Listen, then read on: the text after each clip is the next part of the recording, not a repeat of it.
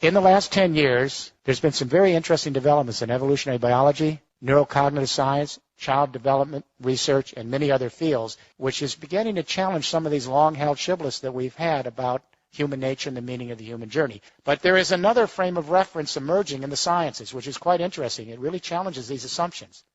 And with that, the institutions that we have created based on those assumptions, our educational institutions, our business practices, our governing institutions, etc. Let me take you back to the early 1990s, sleepy little laboratory in Parma, Italy, and scientists had a MRI brain scanning machine on a macaque monkey as the macaque monkey was trying to open up a nut. They wanted to see how the neurons would light up. So the monkey's trying to open up the nut, the neurons light up, and just by serendipity, and this is how science sometimes happens, a human being walked into the laboratory, I don't know if it was by mistake, and he was hungry, he saw the nuts and opened up one of the nuts and tried to crack it open. The macaque monkey was totally shocked because who was this invader in his laboratory? And he didn't move. He just gazed at this human trying to open up the nut, just like he had done a few seconds earlier. And then the scientist looked on the MRI brain scanner. The same exact neurons were lighting up when he observed the human being opening the nut as when the monkey opened the nut. And the scientists had not a clue as to what this was. They thought the MRI machine had broken. They then began to put MRI brain scanning machines on other primates, especially chimpanzees with our big neocortex. Then they went to humans. And what they found over and over again is something called mirror neurons. And that is that we are apparently soft-wired, some of the primates, all humans. We suspect elephants.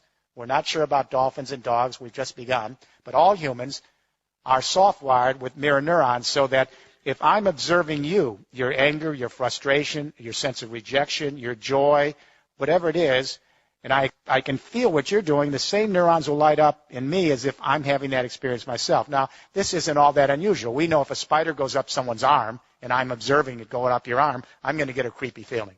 We take this for granted, but we are actually soft-wired to actually experience another's plight as if we are experiencing ourselves. But mirror neurons are just the beginning of a whole range of research going on in neuropsychology and brain research and in child development that suggests that we are actually soft-wired not for aggression and violence and self-interest and utilitarianism, that we are actually soft-wired for sociability, attachment, as John Bowlby might have said, affection, companionship, and that the first drive is the drive to actually belong. It's an empathic drive. What is empathy? It's very complicated. When little babies enter nursery and one baby cries, the other babies will cry in response. They just don't know why. That's empathic distress. It's built into their biology. Around 2.5 years of age, a child actually can begin to recognize himself in a mirror. That's when you begin to mature empathy as a cultural phenomenon. And that is once a toddler can identify themselves, then they know that if they're observing someone else have a feeling, they know that if they feel something, it's because they're feeling it because someone else has it. They're two separate beings. Selfhood goes together with empathic development. Increasing selfhood, increasing empathic development. Around 8 years of age, a child learns about birth and death. They learn where they came from, that they have a one and only life, that life is fragile and vulnerable, and one day they're going to die. That's the beginning of an existential trip. Because when a child learns about birth and death and they have a one and only life, they realize how fragile and vulnerable life is. It's very tough being alive on this planet, whether you're a human being or a fox navigating the forest. So when a child learns that life is vulnerable and fragile and that every moment is precious and that they have their own unique history, it allows the child then to experience another's plight in the same way. That other person or other being, could be another creature, has a one and only life. It's tough to be alive, and the odds are not always good. So if you think about the times that we've empathized with each other or fellow creatures, it's always because we felt their struggle. We have the width of death in empathy and the celebration of life. And we show solidarity with our compassion. Empathy is the opposite of utopia. There is no empathy in heaven. I guarantee you, I'll tell you before you get there. There isn't any empathy in heaven because there's no mortality. There's no empathy in utopia because there is no suffering. Empathy is grounded in the acknowledgement of death and the celebration of life and rooting for each other to flourish and be. It's based on our frailties and our imperfections. So when we talk about building an empathic civilization, we're not talking about utopia. We're talking about the ability of human beings to show solidarity not only with each other but our fellow creatures who have a one and only life on this little planet. We are Homo empathicus. So here's the question.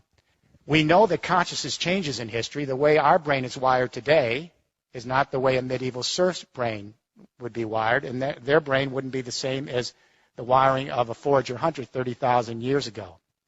So the question I asked at the beginning of this study 6 years ago is, how does consciousness change in history? Because I wanted to imagine the following proposition. Is it possible that we human beings who are soft-wired for empathic distress, is it possible we could actually extend our empathy to the entire human race as an extended family, and to our fellow creatures as part of our evolutionary family, and to the biosphere as our common community? If it's possible to imagine that, then we may be able to save our species and save our planet. And when I say to you tonight, if it's impossible to even imagine that, I don't see how we're going to make it. Empathy is the invisible hand. Empathy is what allows us to stretch our sensibility with another so that we can cohere in larger social units. To empathize is to civilize. To civilize is to empathize. With forage or hunter societies, communication only extended to the local tribe and shouting distance. Everyone over in the next mountain was the alien other. So empathy only extended to blood ties. When we went to the great hydraulic agricultural civilization, script allowed us to extend the central nervous system and to annihilate more time and space and bring more people together. And the differentiation of skills and the increasing selfhood not only led to theological consciousness, but empathy now extended to a new fiction. And that is, instead of just associating with one's blood ties, we detribalized and began association based on religious ties. So a new fiction, Jews start to see all other Jews as extended family and empathize with Jews. Christians start to see all other Christians as extended family and empathize with Christians. Muslims, the same. When we get to the 19th century, the Industrial Revolution, and we extend markets now to larger areas and create a fiction called the nation state. And all of a sudden, the Brits start to see others in Britain as extended family. The Germans start to see Germans as extended family. The Americans as Americans. There was no such thing as Germany. There was no such thing as France. These are fictions. But they allow us to extend our family so that we can have loyalties and identities based on the new complex energy communication revolutions we have that annihilate time and space. But if we have gone from empathy in blood ties to empathy in religious associational ties to empathy based on national identification, is it really a big stretch to imagine the new technologies allowing us to connect our empathy to the human race writ large in a single biosphere? And what reason would we stop here at the nation-state identity and only have ideological empathy or theological-based empathy or tribal-based blood tie empathy? We have the technology that allows us to extend the central nervous system and to think viscerally as a family, not just intellectually. When that earthquake hit Haiti, and then Chile, but especially Haiti, within an hour the Twitters came out, and within 2 hours some cell phone videos, YouTube, and within 3 hours the entire human race was in an empathic embrace coming to the aid of Haiti. If we were, as the Enlightenment philosophers suggested, in materialistic, self-interested, utilitarian, pleasure-seeking, it couldn't account for the response to Haiti. Apparently, 175,000 years ago in the Rift Valley of Africa, there were about 10,000 anatomically modern human beings walking the grasslands, our ancestors. The geneticists located one database woman. It's a database line. Apparently, her genes passed to everyone in this room tonight. The other ladies didn't make it. Gets even more strange. They located a single male. This is a database line for genetics. They call him the Y chromosome Adam. Apparently, a fairly potent guy. His genes passed to everyone in this room. So here's the news. 6.8 billion people at various stages of consciousness, theological, ideological, psychological, dramaturgical. We're all fighting with each other with different ideas about the world, and well, guess what? We all came from two people. The Bible got this one right. We could have come from many, but the point is we have to begin thinking as an extended family. We have to broaden our sense of identity. We don't lose the old identities of nationhood and our religious identities, and even our blood ties. But we extend our identity so we can think of the human race as our fellow sojourners and our other creatures here as part of our evolutionary family, and the biosphere as our community. We have to rethink the human narrative. If we are truly homo empathicus, then we need to bring out that core nature. Because if it doesn't come out and it's repressed by our parenting, our educational system, our business practice and government, the secondary drives come. The narcissism, the materialism, the violence, the aggression. If we can have a global debate, let it start here from the British Royal Society for the Arts, which apparently you're doing, to begin rethinking human nature, to bring out our empathic sociability so that we can rethink the institutions of society and prepare the groundwork for an empathic civilization.